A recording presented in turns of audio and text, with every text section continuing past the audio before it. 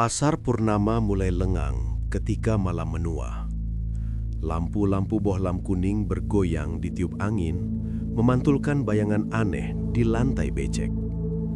Di ujung paling gelap, berdiri sebuah gerobak bubur ayam tua dengan cat terkelupas dan roda pincang. Di sanalah Raka mengais hidup. Ia mengaduk panci bubur dengan gerakan pelan. Uap panas naik, namun tak mampu mengusir dingin yang merambat hingga tulang. Bajunya tipis, celananya lusuh, dan wajahnya menyimpan lelah bertahun-tahun. Bubur ayam panas, serunya lirih, lebih seperti doa daripada panggilan dagang. Tak ada yang menjawab. Seorang pedagang sayur di lapak sebelah membereskan dagangannya sambil melirik Raka. "Kamu masih jualan, Kak?" tanya pria itu sambil memasukkan timbangan ke karung. Raka tersenyum tipis. "Masih, Bang. Siapa tahu ada rezeki telat." Pedagang itu menghela napas. "Kamu keras kepala. Tempat ini bukan buat dagang malam-malam." "Maksud Abang?" Raka berhenti mengaduk. "Ujung pasar ini bekas lapak lama. Dulu sering ada yang hilang." Jawabnya pelan, lalu menambahkan, "Bukan cuma barang." Raka terkekeh kecil meski hatinya bergetar. "Saya cuma jual bubur, Bang. Orang lapar mana mikir aneh-aneh." Pria itu tak menjawab lagi. Ia pergi dengan langkah cepat, seolah takut berlama-lama. Jam menunjukkan hampir pukul 12 malam. Bubur masih setengah panci. Perut Raka perih, namun ia menahan diri. Jika tak laku, bubur itu bisa jadi sarapan esok hari. Tiba-tiba, terdengar suara langkah pelan. Bukan seperti sandal biasa, melainkan seretan halus, seakan kain menyapu tanah. Raka menoleh. "Mau beli, Bu?" Tak ada jawaban. Ia mengedarkan pandangan. Lorong pasar kosong, hanya tikus berlari di kejauhan. Raka menggeleng, menyalahkan pikirannya sendiri. Tak lama kemudian, seorang pembeli datang. Pria muda dengan jaket hitam dan wajah pucat. "1 porsi," ucapnya singkat. Raka cepat-cepat melayani. "Pakai ati ampela?" "Lengkap saja." Saat mangkuk disodorkan, pria itu menatap ke belakang Raka. "Kamu jualan sendirian?" tanyanya. "Iya." "Kamu yakin?" Suaranya menurun. Raka ikut menoleh. Tak ada siapapun. "Kenapa, Mas?" Pria itu menelan ludah. "Saya tadi lihat ada nenek berdiri di samping gerobakmu." Sendok Raka berhenti di udara. "Nenek?" "Iya, pakai kerudung putih, diam saja."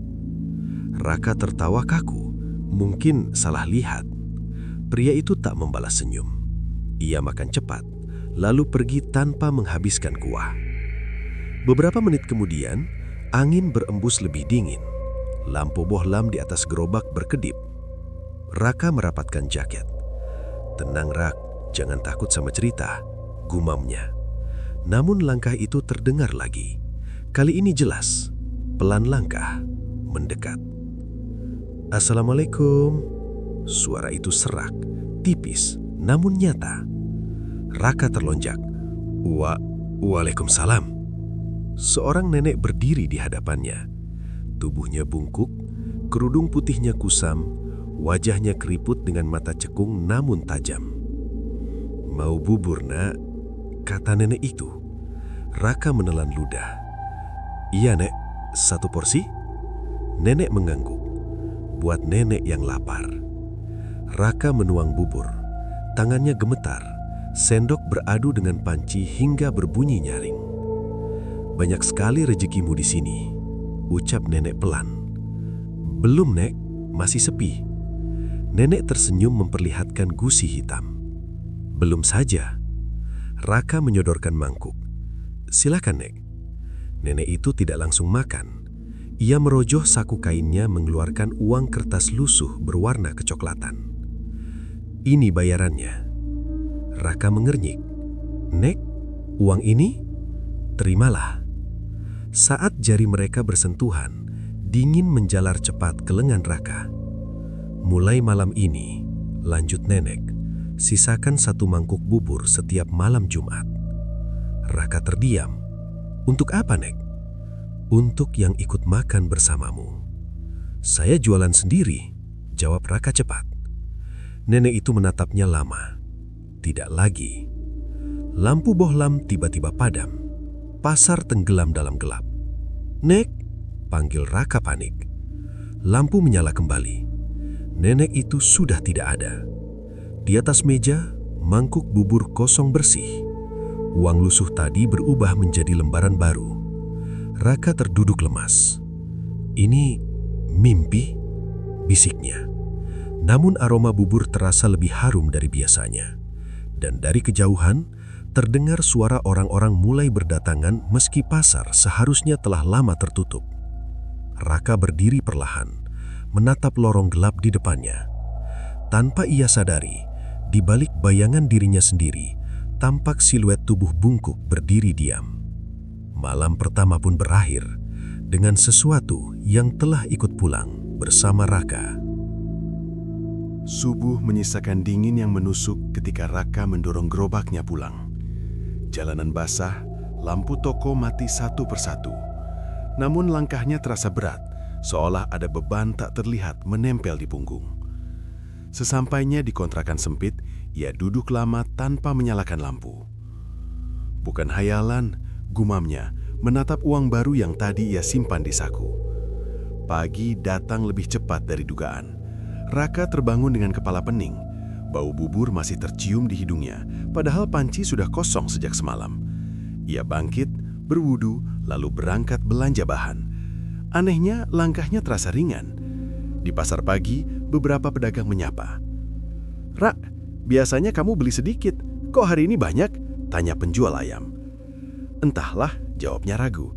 "Rasanya bakal laku." Penjual itu tertawa. "Ujung pasar, jangan bercanda." Raka hanya tersenyum. Ada keyakinan aneh di dadanya, seperti bisikan yang menuntun. Menjelang sore, gerobak kembali berdiri di tempat biasa. Langit mendung. Raka menyalakan lampu bohlam, mengaduk panci, lalu teringat pesan semalam. "Sisakan 1 mangkuk," katanya pelan. Ia menyiapkan sebuah mangkuk, meletakkannya di sudut meja, tertutup kain. Jantungnya berdegup lebih cepat. Pembeli pertama datang sebelum azan maghrib, lalu kedua, ketiga. Suasana yang biasanya sepi berubah ramai. "1 lengkap, tambah kerupuk, bungkus 2. Raka terkejut. "Pelan-pelan bang, saya layani satu-satu." Seorang ibu paruh baya memandangi gerobak. "Mas, kok rasanya beda ya? Lebih gurih." "Resep lama bu," jawab Raka, meski ia sendiri bingung. Di sela kesibukan, seorang remaja menunjuk sudut meja. "Mas, mangkuk kosong itu buat siapa?" Raka refleks menutupinya. "Itu pesanan." "Belum diambil?" "Belum." Remaja itu mengangguk, lalu pergi sambil menoleh berulang kali. Malam kian larut, bubur hampir habis. Raka menghela nafas lega. Ia melirik mangkuk tertutup kain. Tanpa sadar, kain itu bergerak sedikit, seolah ada hembusan nafas. "Kamu capek," katanya pada diri sendiri. "Jangan ngaco." Saat jarum jam mendekati 12, langkah seret Diang terdengar lagi. "Assalamualaikum." Raka mematung. "Waalaikumsalam." Nenek itu muncul dari gelap. Kerudungnya sama, wajahnya sama, namun sorot mata lebih tajam. "Sudah disiapkan?" tanyanya. Raka menunjuk mangkuk. "Iya, Nek." Nenek mengangkat kain. Mangkuk itu kini berisi bubur hangat, padahal Raka yakin tak menambahkannya. "Bagus," ucapnya. "Kenapa harus disisakan?" Raka memberanikan diri. Nenek menyendok perlahan. "Karena yang lapar bukan cuma manusia." "Siapa mereka?" "Yang menunggu." Raka menelan ludah. "Kalau saya berhenti?" Sendok berhenti. Nenek menatapnya lama. "Kamu boleh mencoba." Udara mendadak dingin. Lampu bergetar. "Maaf, Nek, saya cuma bertanya." Nenek tersenyum tipis. "Kamu cepat belajar." Ia menyelesaikan makanannya tanpa suara. Setelah mangkuk kosong, nenek berdiri. "Besok akan lebih ramai," katanya. "Jangan tutup lebih awal." "Kenapa?"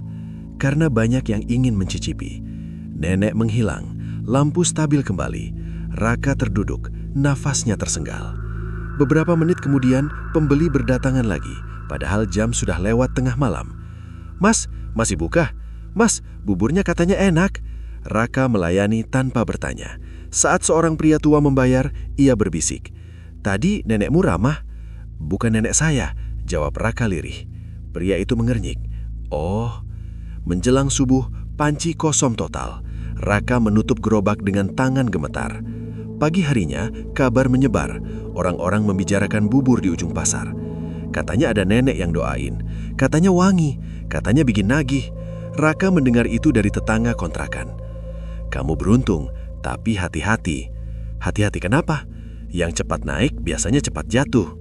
Malam berikutnya, Raka kembali menyisakan mangkuk. Kali ini tanpa ragu.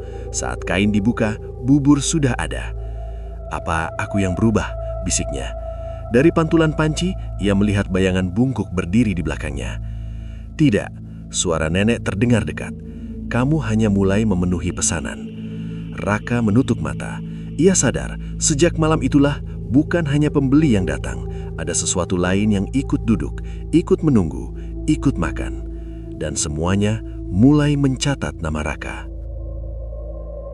Subuh menyisakan dingin yang menusuk ketika Raka mendorong gerobaknya pulang. Jalanan basah, lampu toko mati satu persatu. Namun langkahnya terasa berat, seolah ada beban tak terlihat menempel di punggung. Sesampainya di kontrakan sempit, ia duduk lama tanpa menyalakan lampu. "Bukan hayalan," gumamnya, menatap uang baru yang tadi ia simpan di saku. Pagi datang lebih cepat dari dugaan. Raka terbangun dengan kepala pening. Bau bubur masih tercium di hidungnya, padahal panci sudah kosong sejak semalam. Ia bangkit, berwudu, lalu berangkat belanja bahan. Anehnya, langkahnya terasa ringan. Di pasar pagi, beberapa pedagang menyapa. "Rak, biasanya kamu beli sedikit. Kok hari ini banyak?" tanya penjual ayam. "Entahlah," jawabnya ragu. "Rasanya bakal laku." Penjual itu tertawa. "Ujung pasar, jangan bercanda." Raka hanya tersenyum. Ada keyakinan aneh di dadanya, seperti bisikan yang menuntun. Menjelang sore, gerobak kembali berdiri di tempat biasa. Langit mendung. Raka menyalakan lampu bohlam, mengaduk panci, lalu teringat pesan semalam. "Sisakan satu mangkuk," katanya pelan. Ia menyiapkan sebuah mangkuk, meletakkannya di sudut meja, tertutup kain. Jantungnya berdegup lebih cepat. Pembeli pertama datang sebelum azan maghrib, lalu kedua, ketiga. Suasana yang biasanya sepi berubah ramai. "Satu lengkap, tambah kerupuk, bungkus 2. Raka terkejut. "Pelan-pelan bang, saya layani satu-satu." Seorang ibu paruh baya memandangi gerobak. "Mas, kok rasanya beda ya? Lebih gurih." "Resep lama bu," jawab Raka, meski ia sendiri bingung. Di sela kesibukan, seorang remaja menunjuk sudut meja. "Mas, mangkuk kosong itu buat siapa?" Raka refleks menutupinya. "Itu pesanan." "Belum diambil?" "Belum." Remaja itu mengangguk, lalu pergi sambil menoleh berulang kali. Malam kian larut, bubur hampir habis. Raka menghela nafas lega. Ia melirik mangkuk tertutup kain. Tanpa sadar, kain itu bergerak sedikit, seolah ada hembusan nafas. "Kamu capek," katanya pada diri sendiri. "Jangan ngaco." Saat jarum jam mendekati 12, langkah seret Diang terdengar lagi. "Assalamualaikum." Raka mematung. "Waalaikumsalam." Nenek itu muncul dari gelap. Kerudungnya sama, wajahnya sama, namun sorot mata lebih tajam. "Sudah disiapkan?" tanyanya. Raka menunjuk mangkuk. "Iya, Nek." Nenek mengangkat kain. Mangkuk itu kini berisi bubur hangat, padahal Raka yakin tak menambahkannya. "Bagus," ucapnya. "Kenapa harus disisakan?" Raka memberanikan diri. Nenek menyendok perlahan. "Karena yang lapar bukan cuma manusia." "Siapa mereka?" "Yang menunggu." Raka menelan ludah. "Kalau saya berhenti?" Sendok berhenti. Nenek menatapnya lama. "Kamu boleh mencoba." Udara mendadak dingin. Lampu bergetar. "Maaf, Nek, saya cuma bertanya." Nenek tersenyum tipis. "Kamu cepat belajar." Ia menyelesaikan makanannya tanpa suara. Setelah mangkuk kosong, nenek berdiri. "Besok akan lebih ramai," katanya. "Jangan tutup lebih awal." "Kenapa?" "Karena banyak yang ingin mencicipi." Nenek menghilang. Lampu stabil kembali. Raka terduduk, nafasnya tersenggal. Beberapa menit kemudian, pembeli berdatangan lagi, padahal jam sudah lewat tengah malam. "Mas, masih buka? Mas, buburnya katanya enak." Raka melayani tanpa bertanya. Saat seorang pria tua membayar, ia berbisik, "Tadi nenekmu ramah." "Bukan nenek saya," jawab Raka lirih. Pria itu mengernyik. "Oh." Menjelang subuh, panci kosong total. Raka menutup gerobak dengan tangan gemetar. Pagi harinya, kabar menyebar. Orang-orang membicarakan bubur di ujung pasar. Katanya ada nenek yang doain. Katanya wangi. Katanya bikin nagih. Raka mendengar itu dari tetangga kontrakan. "Kamu beruntung, tapi hati-hati." "Hati-hati kenapa?" "Yang cepat naik biasanya cepat jatuh." Malam berikutnya, Raka kembali menyisakan mangkuk. Kali ini tanpa ragu. Saat kain dibuka, bubur sudah ada. "Apa aku yang berubah?" bisiknya. Dari pantulan panci, ia melihat bayangan bungkuk berdiri di belakangnya. "Tidak," suara nenek terdengar dekat. "Kamu hanya mulai memenuhi pesanan." Raka menutup mata. Ia sadar, sejak malam itulah bukan hanya pembeli yang datang. Ada sesuatu lain yang ikut duduk, ikut menunggu, ikut makan. Dan semuanya mulai mencatat nama Raka. Hari Jumat datang tanpa disadari Raka. Tubuhnya semakin lemah, kepala berat, dada sering sesak. Sejak subuh, ia merasa ada yang salah. Namun kesibukannya membuatnya mengabaikan firasat itu. Uang hasil jualan menumpuk. Pesanan catering mulai berdatangan. Bahkan ada tawaran menyewa tempat permanen. "Rezeki lagi deras," gumamnya sambil menghitung lembaran di laci. Sore itu, seorang teman lama mampir ke kontrakan. "Ra, aku dengar kamu sekarang terkenal," kata Dimas sambil duduk di kursi plastik. "Biasa saja," jawab Raka singkat. "Kamu kelihatan kurus, jangan kebanyakan kerja." Raka tersenyum pahit. "Kalau berhenti, siapa yang bayar hidup?" Dimas menatap sekeliling. "Kamu masih jualan di ujung pasar?" "Iya." "Tempat itu masih sama?" Raka menghela napas. "Aku sudah terbiasa." Menjelang maghrib, Raka mendorong gerobak. Langit gelap lebih cepat. Angin membawa bau tanah basah. Sampai di lokasi, ia menatap panci, kompor, lalu berhenti. Matanya tertuju pada mangkuk kosong di rak. "Setiap malam Jumat," bisiknya. Tangannya ragu. Ia teringat jumlah pesanan besok, uang sewa, impian keluar dari kemiskinan. "Kalau sekali saja," katanya pada diri sendiri.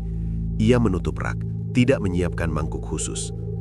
Pembeli mulai datang, ramai, lebih ramai dari biasanya. "Mas, tambah suirannya. Mas, kuahnya banyakin. Mas, cepat ya." Raka melayani dengan senyum dipaksakan. Jantungnya berdetak tak beraturan.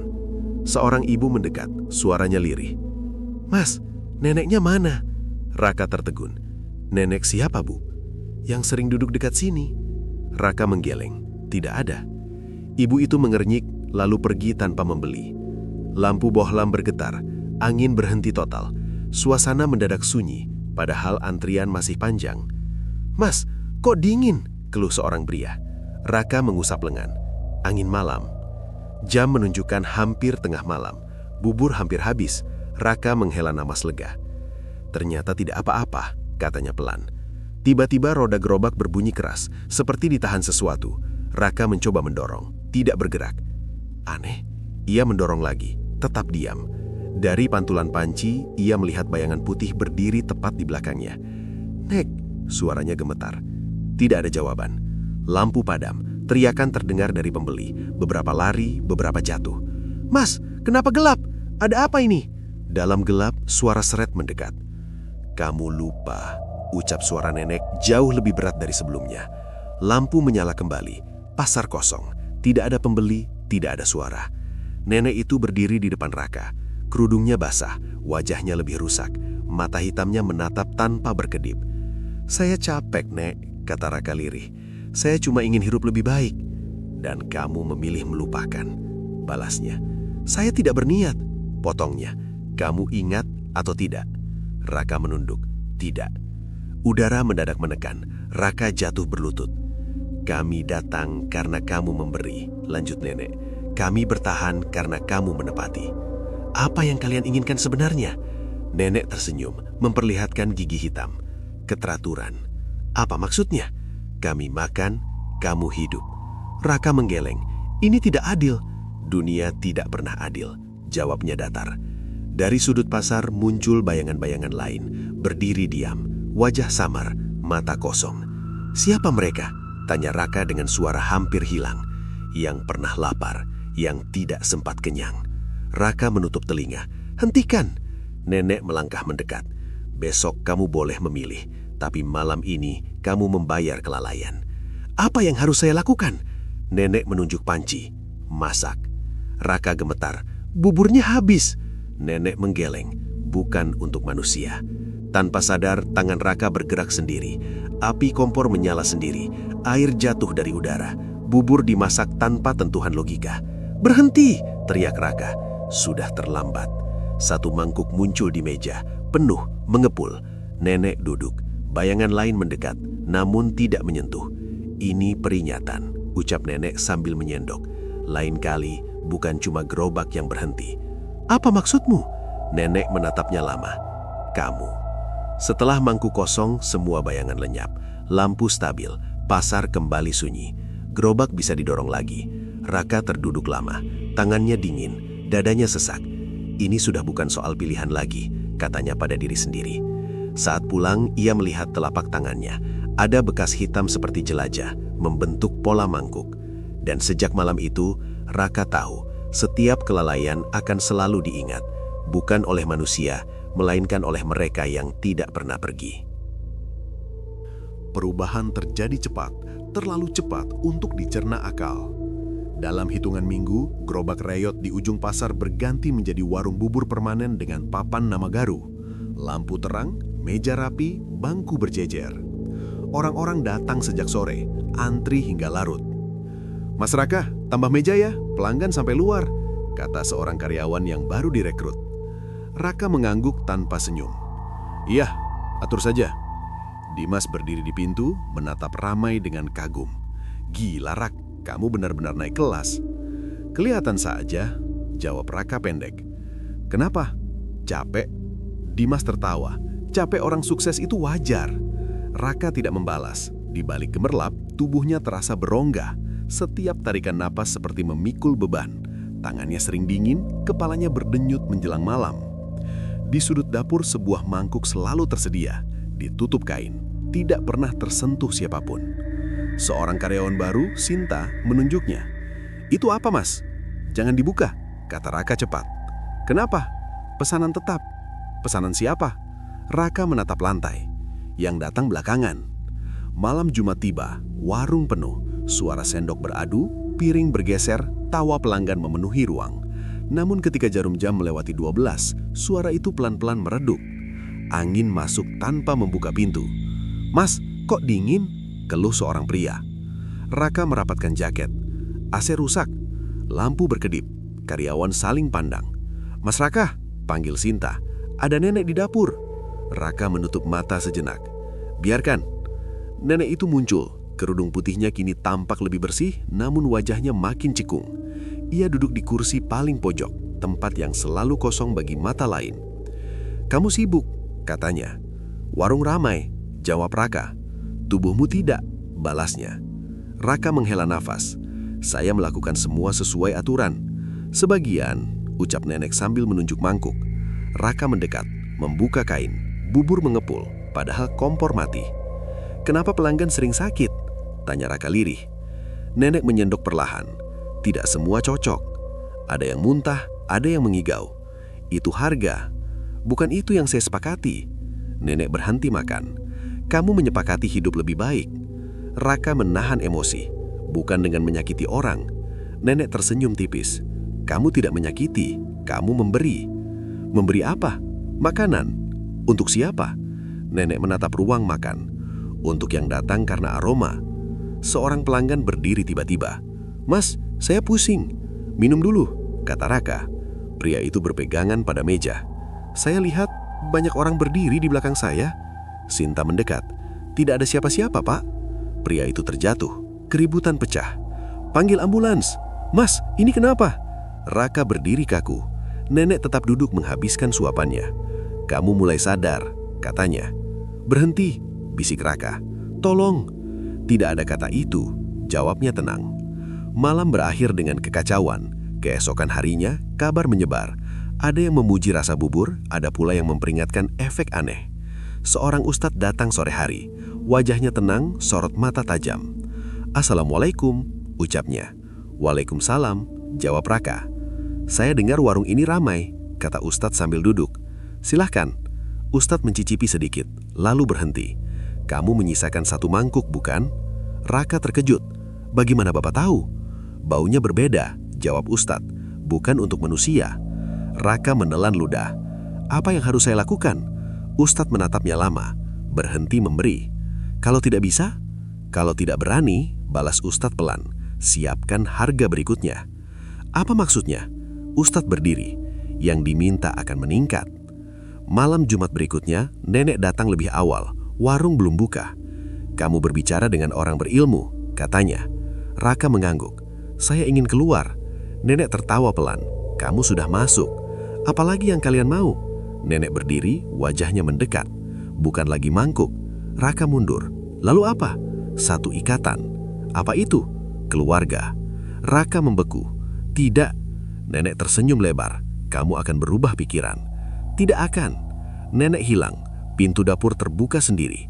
Angin dingin menyapu ruangan. Malam itu Raka bermimpi berada di pasar lama. Orang-orang berbaris, mangkuk kosong di tangan. Mereka memanggil namanya. "Raka! Raka!" Ia terbangun dengan nafas tersengal. Di samping kasur, mangkuk bubur mengepul. Sejak saat itu setiap kesuksesan membawa rasa bersalah. Setiap pujian terasa seperti ejekan. Warung makin ramai, tubuhnya makin kosong. Raka berdiri di depan cermin, menatap wajah cekung. "Berapa lama lagi?" tanyanya pada pantulan. Bayangan di belakangnya tersenyum lebih dulu. Sebentar, suara nenek berbisik. "Tinggal satu langkah." Pagi datang dengan kepala berat. Raka duduk di kursi dapur warung, memandangi panci kosong yang semalam kembali terisi sendiri. Bau bubur masih melekat di udara, bercampur rasa logam yang menusuk hidung. Ia meneguk air putih, namun tenggorokan tetap kering. "Mas, kamu tidak tidur?" tanya Sinta dari ambang pintu. "Sedikit," jawab Raka, suaranya serak. "Kamu kelihatan makin pucat." Raka tersenyum singkat. "Kerja." Sinta ragu. "Tadi malam nenek itu datang lagi." Raka tidak langsung menjawab. "Jangan bicarakan." "Mas, jangan," potongnya. "Fokus kerja." Siang itu seorang lelaki tua berjubah datang. Wajahnya teduh, langkahnya pelan. Ia duduk tanpa memesan, menatap dapur lama sekali. "Assalamualaikum," ucapnya. "Waalaikumsalam," jawab Raka mendekat. "Saya ingin bicara," kata lelaki itu, "bukan sebagai pembeli." Raka mengangguk. "Silahkan." "Buburmu harum, namun baunya terbelah." "Terbelah bagaimana?"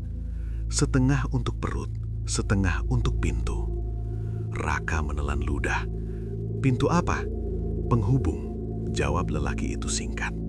"Nama saya Pak Arman." "Saya Raka." Pak Arman memejamkan mata sejenak. "Kamu menyiapkan mangkuk khusus." Raka tersentak. "Banyak yang bilang begitu." "Karena mereka melihat," kata Pak Arman. "Sebagian lewat mimpi, sebagian lewat rasa. Kalau Bapak, saya mendengar." Raka duduk. "Apa yang harus saya lakukan?" Pak Arman menatap panci.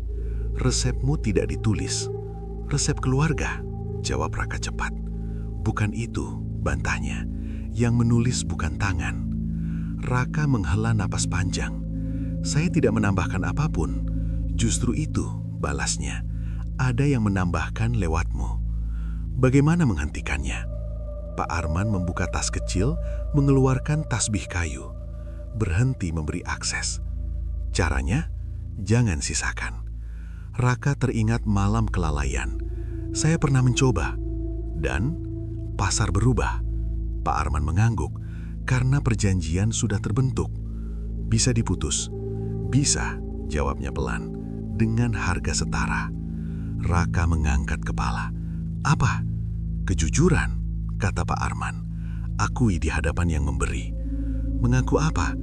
Bahwa kamu menolak. Kalau tidak diterima, resikonya milikmu. Malam menjelang, warung kembali penuh. Raka menyiapkan mangkuk seperti biasa. Namun kali ini tangannya gemetar lebih kuat. Ia menutupnya dengan kain tebal. Jam melewati 11. Angin masuk tanpa suara. Lampu berkedip 1 kali. Nenek muncul dari sudut gelap. Wajahnya lebih dekat dari sebelumnya. "Kamu mengundang orang berisik," katanya. Raka menegakkan punggung. "Saya mencari jalan." Nenek tersenyum. "Jalan sudah dibangun." "Bukan untuk saya. Kamu menikmati hasilnya," balasnya. "Dengan rasa bersalah," jawab Raka. Nenek duduk. "Itu biasa." "Tidak," kata Raka tegas. "Saya menolak." Suasana membeku. Karyawan di luar tiba-tiba terdiam. Sendok berhenti beradu. Nenek menatap mangkuk. "Buka." Raka mengegeleng. "Tidak. Kamu lupa janji." "Saya tidak pernah berjanji memberikan keluarga." Nenek tertawa kecil. "Janji berkembang." Raka menarik napas. "Saya berhenti." Nenek berdiri. "Berhenti berarti memutus." "Lakukan," tantang Raka. Udara mendekan. Dinding berderit. Dari dapur terdengar suara sendok lain bergerak. "Kamu tidak sendirian," bisik nenek. Raka menutup mata. "Saya tahu." Ia membuka kain. Mangkuk penuh. Ia mendorongnya menjauh. "Saya menolak memberi," ucap Raka lantang. "Saya akui ketamakan. Saya kembalikan." Hening. Lalu tawa panjang menggema. "Kata-kata," ejeknya. "Mana bayarannya?" Raka terdiam. "Saya tidak punya." "Punya," balasnya sambil menunjuk dada Raka. "Tenagamu." Sekejap, Raka merasa ditarik. Lututnya lemas, napasnya tersendak. "Mas," teriak Sinta dari luar. Pak Arman melangkah masuk. "Cukup," nenek menoleh. "Kamu terlambat." Pak Arman berdiri di antara mereka. "Tidak ada yang terlambat untuk menghentikan." Nenek mendengus. "Kamu bukan bagian." "Saya saksi," jawab Pak Arman. "Dan saksi mengikat." Nenek menatap Raka. "Pilih." Raka mengumpulkan sisa tenaga. "Saya pilih berhenti." Nenek mendekat. "Bayarnya?" Raka menutup mata. "Ambil saya." Sinta menjerit. "Mas, jangan." Pak Arman mengangkat tasbih. "Jangan sekarang." Nenek tersenyum lebar. "Nanti." Ia menghilang. Lampu kembali stabil. Warung riuh lagi seolah tak ada yang terjadi. Raka terjatuh di kursi. Napasnya memburu. "Kamu menantang," kata Pak Arman. "Itu berbahaya." "Namun perlu," jawab Raka lemah. "Mulai besok, ubah cara memasak. Niatkan hanya untuk yang hidup. Kalau mereka datang, jangan layani." Malam itu berakhir dengan sunyi aneh. Pagi berikutnya, rasa bubur berubah. Beberapa pelanggan mengeluh. "Tidak seperti biasanya," kata seorang. Raka mengangguk. "Maaf." Namun di sudut dapur, mangkuk itu kembali terisi sendiri. Lebih penuh, lebih panas. Raka menatapnya lama sekali. "Resep ini," bisiknya, "tidak pernah ditulis." Dari pantulan panci, senyum nenek muncul samar. Dan belum selesai.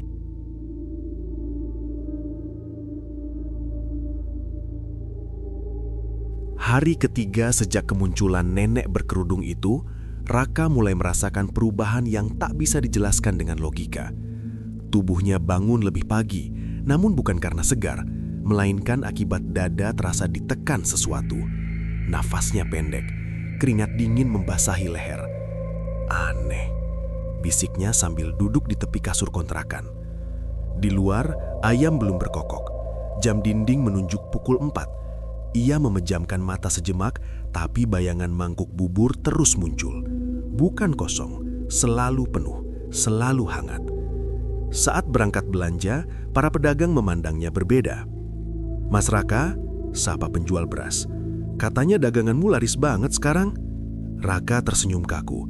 "Alhamdulillah." "Kok wajahmu pucat begitu?" "Kurang tidur." Seorang ibu menyela, suaranya pelan. "Hati-hati nak, rezeki yang datang terlalu cepat kadang membawa penumpang." Raka hendak bertanya, namun ibu itu sudah berlalu. Menjelang sore, langit cerah. Angin bergerak lambat. Gerobak berdiri di tempat biasa. Raka menata perlengkapan, lalu otomatis menyiapkan satu mangkuk dan kain penutup. "Kamu mulai terbiasa," katanya pada diri sendiri.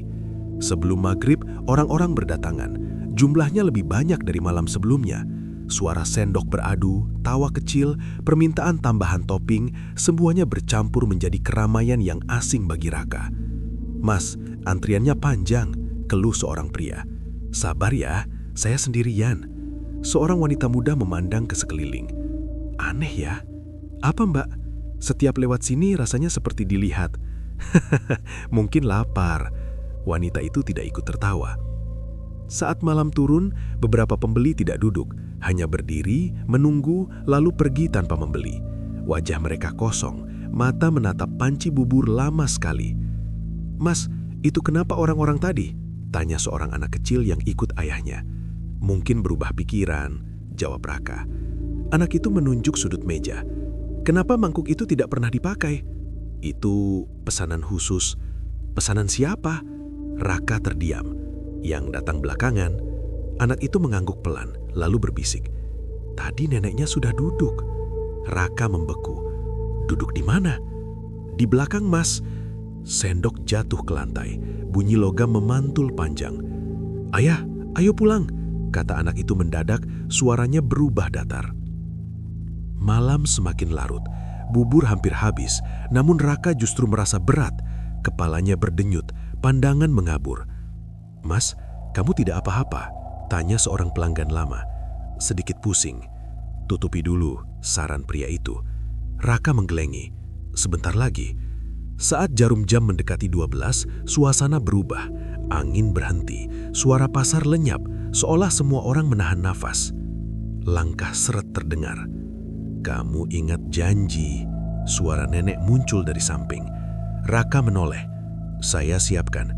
Nenek duduk tanpa diminta. Tangannya kurus, kukunya panjang dan gelap. "Kenapa mereka hanya melihatmu?" tanya nenek lirih. "Mereka peka." "Terhadap apa?" "Terhadap yang tidak kau sadari." Raka mengusap wajah. "Saya mulai sakit, Nek." "Itu wajar." "Kenapa?" "Karena kamu berbagi." "Maksudnya?" "Kamu memberi makan lebih dari satu dunia." Raka menatap mangkuk. "Kalau saya berhenti jualan?" Nenek tersenyum tipis.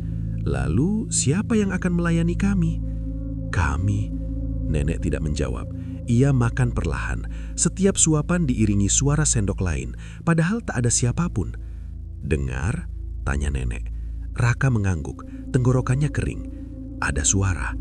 Itu yang belum terlihat. Setelah mangkuk kosong, nenek berdiri. "Besok jangan kaget." "Kenapa?" "Karena akan ada yang datang tapi tidak tercatat." Nenek menghilang, lampu berkedip sekali, lalu normal. Beberapa menit kemudian, seorang pria masuk ke antrean. Pakaiannya rapi, wajahnya pucat. "Satu porsi," katanya. Raka melayani. "Makan di sini?" Pria itu mengangguk. "Saya sering makan di sini." "Baru kali ini saya lihat." Pria itu tersenyum. "Karena sebelumnya kamu belum buka." Raka terdiam. "Bapak bercanda." Pria itu menyuap bubur. "Enak, rasanya seperti dulu." "Dulu kapan?" "Sebelum pasar ini dibangun." Sendok Raka terhenti. "Bapak siapa?" Pria itu berdiri. "Pelanggan lama." Ia pergi tanpa membayar. Sejak malam itu, setiap hari selalu ada pembeli yang tidak pernah Raka catat. Mereka datang, makan, lalu menghilang. Tidak semua terlihat oleh orang lain. Raka mulai sering batuk, matanya cekung, namun dagangan selalu habis. Suatu pagi, ia berdiri lama di depan cermin. "Ini bukan cuma soal bubur," katanya pada bayangannya. Pantulan itu tersenyum tipis, lebih lebar dari senyumnya sendiri. Di belakangnya, samar-samar, tampak sosok bungkuk berdiri, seolah memastikan bahwa semua pesanan tetap berjalan. Pagi setelah hujan panjang terasa ganjil. Matahari muncul pucat, seolah ragu menyinari warung yang sudah 2 hari tertutup. Raka berdiri di depan pintu. Kunci berputar pelan. Bunyi klik terdengar berat. Bukan karena karat, melainkan tekanan yang tak kasat mata. "Mas, jadi buka?" tanya Sinta dari belakang. Raka menatap papan nama. Catnya mengelupas sedikit, huruf-huruf tampak lebih tua dari usia warung. Buka siang, tanpa mangkuk, tanpa pesan khusus. Sinta mengangguk. Aku jaga depan. Raka masuk dapur. Panci-panci disusun rapi, kompor bersih. Ia menyiapkan bahan secukupnya, mengukur dengan teliti. Tidak berlebihan, tidak menyisahkan. Setiap gerak diiringi doa lirih. Untuk yang hidup, bisiknya. Siang berlalu tanpa kejadian. Pelanggan datang, beberapa mengeluh rasa berbeda. "Mas, kau tidak seharum kemarin-kemarin?" "Resep disederhanakan," jawab Raka. "Ada yang kurang." "Ada yang dikurangi," balas Raka pelan. Menjelang sore, angin berubah arah. Tirai bergerak walau pintu tertutup. Jam dinding berdetak lebih keras. Sinta masuk tergesa. "Mas, ada orang berdiri lama di luar, tidak masuk." "Biarkan." "Matanya kosong." "Biarkan," ulang Raka. Malam turun. Warung tetap buka, namun Raka tidak menambah masakan. Ia menghabiskan panci terakhir tepat sebelum tengah malam. "Mas, tutup?" tanya Sinta. Raka menatap jam. "Tutup sekarang." Lampu dimatikan satu persatu. Pintu depan ditarik. Gorden dirapatkan. Raka menuju dapur untuk mematikan kompor terakhir. Saat ia memutar knop, bunyi ketukan terdengar di ruang makan. Tok, tok, tok. "Mas?" Sinta berbisik. "Diam," kata Raka. Ketukan berubah menjadi seretan. Kursi bergeser sendiri. "Raka," suara nenek terdengar dekat sekali. Raka menutup mata. "Aku tidak menyiapkan." "Kami tahu, itu sebabnya kami datang." Pintu dapur tertutup sendiri. Raka terkunci di dalam. Sinta berteriak dari luar. "Mas, pintu dapur tidak bisa dibuka." "Keluar!" teriak Raka. "Pergi sekarang." "Mas, aku..."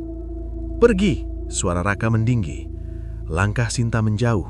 Sunyi menggantikan. Lampu dapur berkedip-kedip. Panci bergetar pelan. Dari pantulannya, bayangan nenek muncul. Wajahnya lebih rusak, kulitnya retak seperti tanah kering. "Kamu keras," katanya. "Aku berhenti. Ambil jalanmu." Nenek tersenyum miring. "Kami tidak berjalan. Kami menetap." "Di mana?" "Di kebiasaan. Dan kamu membentuknya." Raka menelan ludah. "Aku mengubah." "Tidak cukup cepat," sahutnya. Dari lantai, bunyi gesekan muncul. Lingkaran hitam bekas mangkuk merambat membentuk pola. Udara memadat. Raka sulit bernafas. "Apalagi yang kau manu?" tanyanya terengah. "Penutup," jawab nenek. "Agar tidak bocor." "Bocor apa?" "Antara sini dan sana." "Tidak," geleng Raka. Nenek mendekat. "Kamu tahu caranya." Raka menatap panci. Ia ingat nasihat Pak Arman. Niat bersih, hentikan akses. Ia meraih sendok, mengetukkannya ke panci, menciptakan bunyi nyaring. "Aku menutup," katanya lantang. Bunyi lain membalas, lebih banyak, lebih rapat, seolah ratusan sendok menirukan. Raka menutup telinga. "Tidak cukup," kata nenek. Raka mengambil kain lap, menutup panci, mengikat kuat. Ia mematikan semua sumber api. "Selesai." Nenek tertawa. "Kunci salah." Tiba-tiba pintu dapur terbuka, bukan ke ruang makan, melainkan ke lorong gelap yang tidak ada sebelumnya. Dari dalam, bau amis menyembur, suara ramai terdengar, bisikan, keluhan, panggilan. "Masuk," perintah nenek. Raka mundur. "Tidak." "Kamu ingin menutup?" lanjutnya. "Masuklah dan kunci dari dalam." "Apa yang ada di sana?" "Warungmu, versi lama." Raka teringat pasar ujung, lampu kuning, gerobak reot. Ia menggigil. "Aku tidak berhutang," balasnya. "Setiap suapan mencatat." Raka menatap lorong. Ia menarik nafas panjang. "Jika aku masuk, ini berakhir?" Nenek tersenyum tipis. "Untukmu." Raka melangkah satu kaki, lalu berhenti. "Dan yang lain?" "Kelaparan mencari tuan baru." "Tidak," geleng Raka. Ia berbalik, berlari ke pintu depan. Terkunci, jendela terkunci, semua jalur tertutup. "Raka," suara nenek melembut, Kamu selalu melayani, sekarang giliran dilayani. Raka menahan air mata. Aku tidak mau. Nenek menunjuk meja dapur. Sebuah mangkuk muncul, penuh, mengebul. Di dasar mangkuk tulisan gelap membentuk kata-kata. Sekarang aku yang dijual. Raka gemetar. Ini bukan aku. Nenek menatapnya lama. Belum. Dari luar, suara warga terdengar samar. Pintu terkunci. Ada orang di dalam. Dengar itu? Raka memukul pintu. Tolong, buka. Suara sendok kembali beradu dari segala arah. Panci-panci bergerak sendiri. Lorong gelap melebar. Nenek mendekat, berbisik di telinga Raka. Penutup butuh engsel. Raka teringat ayahnya, ibunya, Sinta, Pak Arman. Ia menguatkan diri. Aku memilih hidup, bukan pelayanan. Ia melempar mangkuk ke lantai, pecah. Uap sembur menjerit, suara menjerit menggema. Lampu padam total. Di luar, warga mendobrak. Pintu terbuka paksa. Cahaya masuk. Dapur kosong. Tidak ada Raka, tidak ada nenek. Hanya satu mangkuk pecah dan noda hitam di lantai membentuk lingkaran persempurna. Seorang warga berbisik.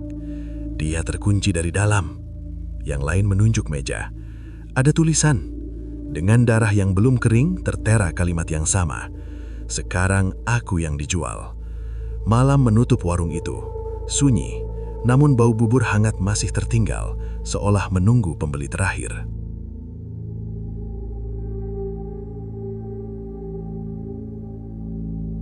Pagi datang dengan kepala berat. Raka duduk di kursi dapur warung, memandangi panci kosong yang semalam kembali terisi sendiri. Bau bubur masih melekat di udara, bercampur rasa logam yang menusuk hidung. Ia meneguk air putih, namun tenggorokan tetap kering. "Mas, kamu tidak tidur?" tanya Sinta dari ambang pintu. "Sedikit," jawab Raka, suaranya serak. "Kamu kelihatan makin pucat." Raka tersenyum singkat. "Kerja." Sinta ragu. "Tadi malam nenek itu datang lagi."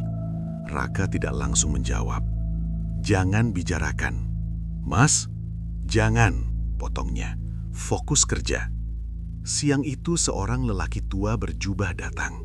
Wajahnya teduh, langkahnya pelan. Ia duduk tanpa memesan, menatap dapur lama sekali. "Assalamualaikum," ucapnya.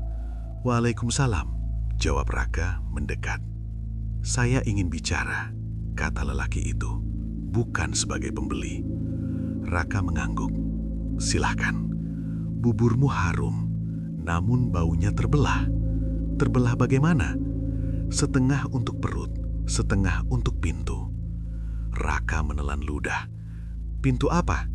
"Penghubung," jawab lelaki itu singkat. "Nama saya Pak Arman." "Saya Raka." Pak Arman memejamkan mata sejenak. "Kamu menyiapkan mangkuk khusus." Raka tersentak. "Banyak yang bilang begitu." "Karena mereka melihat," kata Pak Arman. "Sebagian lewat mimpi, sebagian lewat rasa." "Kalau Bapak," "Saya mendengar." Raka duduk. "Apa yang harus saya lakukan?" Pak Arman menatap panci. "Resepmu tidak ditulis." "Resep keluarga," jawab Raka cepat. "Bukan itu," bantahnya. "Yang menulis bukan tangan." Raka menghela napas panjang. "Saya tidak menambahkan apapun." "Justru itu," balasnya. "Ada yang menambahkan lewatmu." "Bagaimana menghentikannya?" Pak Arman membuka tas kecil, mengeluarkan tasbih kayu. "Berhenti memberi akses." "Caranya?" "Jangan sisakan." Raka teringat malam kelalaian. "Saya pernah mencoba." "Dan?" "Pasar berubah." Pak Arman mengangguk. "Karena perjanjian sudah terbentuk." "Bisa diputus." "Bisa," jawabnya pelan. "Dengan harga setara." Raka mengangkat kepala. "Apa?" "Kejujuran," kata Pak Arman. "Akui di hadapan yang memberi." "Mengaku apa?" "Bahwa kamu menolak. Kalau tidak diterima, resikonya milikmu." Malam menjelang, warung kembali penuh. Raka menyiapkan mangkuk seperti biasa, namun kali ini tangannya gemetar lebih kuat. Ia menutupnya dengan kain tebal. Jam melewati 11. Angin masuk tanpa suara. lampu berkedip 1 kali. Nenek muncul dari sudut gelap. Wajahnya lebih dekat dari sebelumnya. "Kamu mengundang orang berisik," katanya. Raka menegakkan punggung. "Saya mencari jalan." Nenek tersenyum. "Jalan sudah dibangun." "Bukan untuk saya. Kamu menikmati hasilnya," balasnya. "Dengan rasa bersalah," jawab Raka. Nenek duduk. "Itu biasa." "Tidak," kata Raka tegas. "Saya menolak." Suasana membeku. Karyawan di luar tiba-tiba terdiam. Sendok berhenti beradu. Nenek menatap mangkuk. "Buka." Raka mengegeleng. "Tidak. Kamu lupa janji." "Saya tidak pernah berjanji memberikan keluarga." Nenek tertawa kecil. "Janji berkembang." Raka menarik napas. "Saya berhenti." Nenek berdiri. "Berhenti berarti memutus." "Lakukan," tantang Raka. Udara menekan. Dinding berderit. Dari dapur terdengar suara sendok lain bergerak. "Kamu tidak sendirian," bisik nenek. Raka menutup mata. "Saya tahu." Ia membuka kain. Mangkuk penuh. Ia mendorongnya menjauh. "Saya menolak memberi," ucap Raka lantang. "Saya akui ketamakan. Saya kembalikan." Hening. Lalu tawa panjang menggema. "Kata-kata," ejeknya. "Mana bayarannya?" Raka terdiam. "Saya tidak punya." "Punya," balasnya sambil menunjuk dada Raka. "Tenagamu." Sekejap, Raka merasa ditarik. Lututnya lemas, napasnya tersendak. "Mas," teriak Sinta dari luar. Pak Arman melangkah masuk. "Cukup," nenek menoleh. "Kamu terlambat." Pak Arman berdiri di antara mereka. "Tidak ada yang terlambat untuk menghentikan." Nenek mendengus. "Kamu bukan bagian." "Saya saksi," jawab Pak Arman. "Dan saksi mengikat." Nenek menatap Raka. "Pilih." Raka mengumpulkan sisa tenaga. "Saya pilih berhenti." Nenek mendekat. "Bayarnya?" Raka menutup mata. "Ambil saya." Sinta menjerit. "Mas, jangan." Pak Arman mengangkat tasbih. "Jangan sekarang." Nenek tersenyum lebar. "Nanti." Ia menghilang. Lampu kembali stabil. Warung riuh lagi seolah tak ada yang terjadi. Raka terjatuh di kursi. Napasnya memburu. "Kamu menantang," kata Pak Arman. "Itu berbahaya." "Namun perlu," jawab Raka lemah. "Mulai besok, ubah cara memasak. Niatkan hanya untuk yang hidup. Kalau mereka datang, jangan layani." Malam itu berakhir dengan sunyi aneh. Pagi berikutnya, rasa bubur berubah. Beberapa pelanggan mengeluh. "Tidak seperti biasanya," kata seorang. Raka mengangguk. "Maaf." Namun di sudut dapur, mangkuk itu kembali terisi sendiri. Lebih penuh, lebih panas. Raka menatapnya lama sekali. "Resep ini," bisiknya, "tidak pernah ditulis." Dari pantulan panci, senyum nenek muncul samar. Dan belum selesai.